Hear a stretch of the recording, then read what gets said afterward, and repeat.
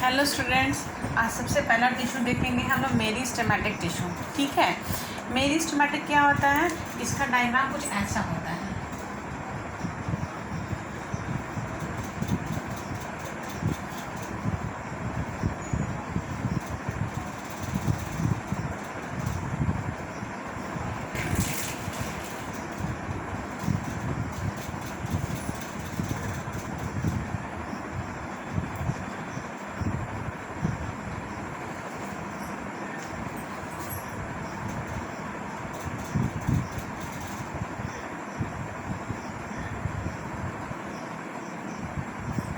ये meristematic tissue है।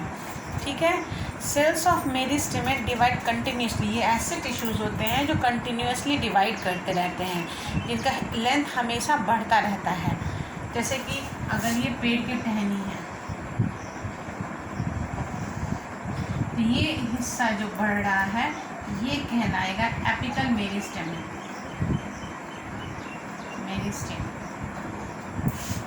फिर यहाँ से अगर कोई टहनी निकल गई, कोई डाल निकल जा रहा है, ये हिस्सा और यहाँ का ये हिस्सा और यहाँ का ये हिस्सा, ये सब कहलाएगा इंटरकैलरी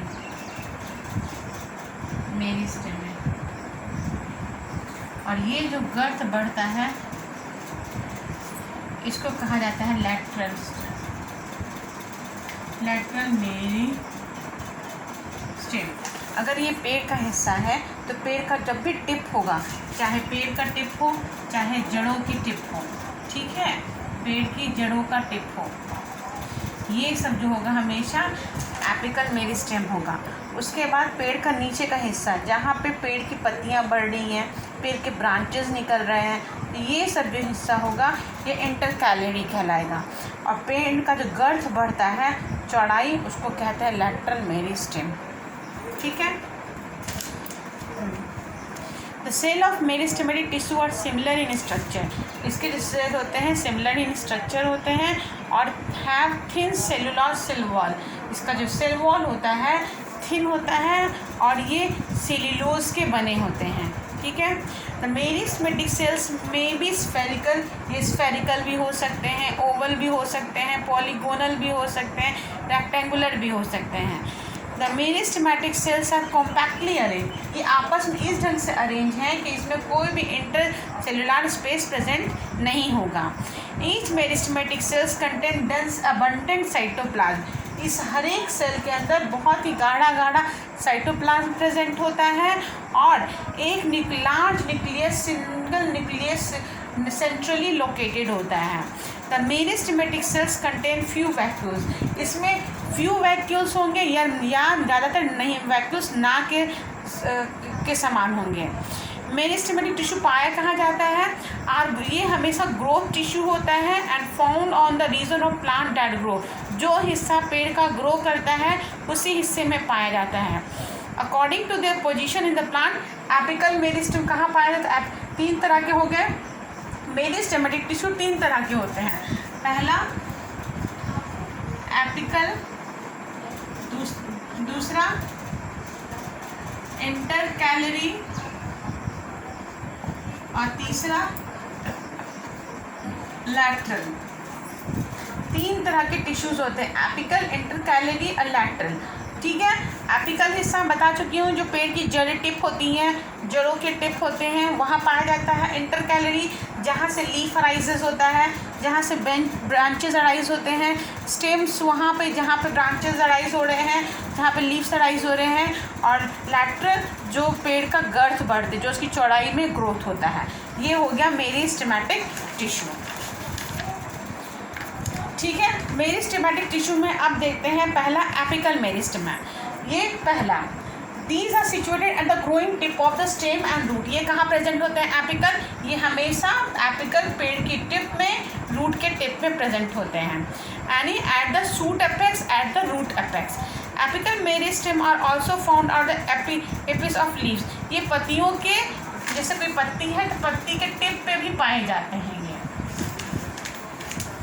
उसके बाद इंटरकैलरी है, दे आर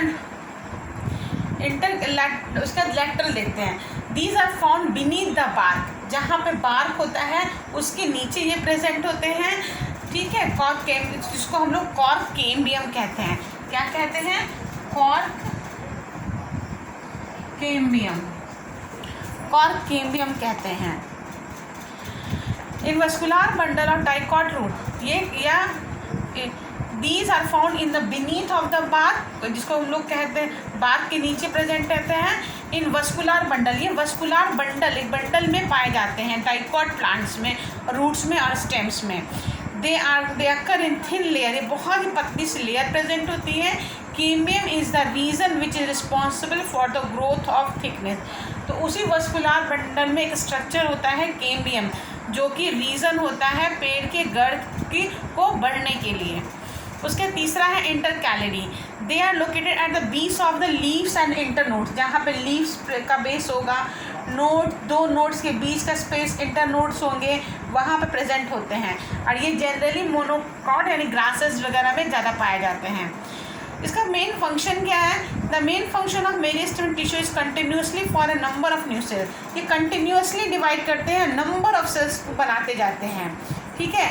एपिकल मेरिस्टेम जो होते हैं, it brings about the elongation of root, ये पेड़ की जड़ों को लंबा होने के लिए रिस्पॉन्सिबल है, टिप को लंबा होने के लिए रिस्पॉन्सिबल है, ठीक है। लैटरल, वहीं पे लैटरल क्या करता है? इंक्रीज डायमीटर, डायमीटर को इंक्रीज करता है, जो कि इसलिए ये हमेशा ऊपर की ओर बढ़ता है, तो इसको हम लोग कहेंगे प्राइमरी ग्रोथ। और ये जो है नीचे हमेशा गर्थ बढ़ रहा है, इसको कहेंगे सेकेंडरी ग्रोथ। और it produces length of the organ, और इंटरकैलरी जो होता है इसके ऑर्गन के लेंथ को इंक्रीज करता है, इसके ऑर्गन के लेंथ को बढ़ाता है, ठीक है।